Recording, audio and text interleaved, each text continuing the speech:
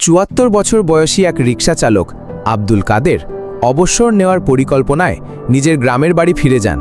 সেখানে গিয়ে তিনি দেখতে পান অনেক শিশু মাঠে কাজ করছে, কারণ তারা স্কুলে পড়ার খরচ বহন করতে পারছে না।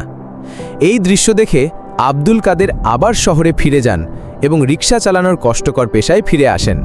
তিনি রেল স্টেশনের পাশে একটি সাধারণ ঘরে থাকতেন, ২৪ ঘন্টা ধরে যাত্রীদের জন্য অপেক্ষা করতেন, সাদামাটা খাবার খেতেন এবং পথে ঘাটে পড়ে থাকা পুরনো জামাকাপড় পরতেন।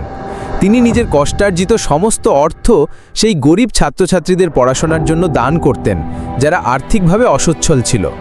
প্রায় ৯০ বছর বয়সে তিনি শেষবারের মতো একটি সরকারি স্কুলে তার সঞ্চিত টাকা পৌঁছে দেন।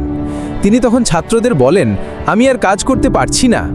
তার এই কথায় স্কুলের সকল ছাত্রছাত্রী ও শিক্ষকরা আবেগে আপ্লুত হয়ে পড়েন। জীবনের শেষ পর্যন্ত আব্দুল কাদের প্রায় ৩,৫০,০০০ টাকা দান করেছিলেন, যার মাধ্যমে ৩০০-র বেশি দরিদ্র শিক্ষার্থী তাদের পড়াশোনা চালিয়ে যেতে পেরেছিল।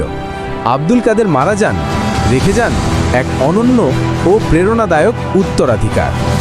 একজন রিকশা চালক যিনি পুরনো কাপড় পরতেন এবং যার নিজের কোনো শিক্ষা ছিল না, তিনি যদি ৩০০ শিশুকে শিক্ষার আলো দেখাতে পারেন, তাহলে আপনি আর আমি, যাদের আরও অনেক বেশি সুযোগ সুবিধা আছে, আমরা চাইলে এই পৃথিবীতে কত বড় পরিবর্তন আনতে পারি ভাবুন একবার।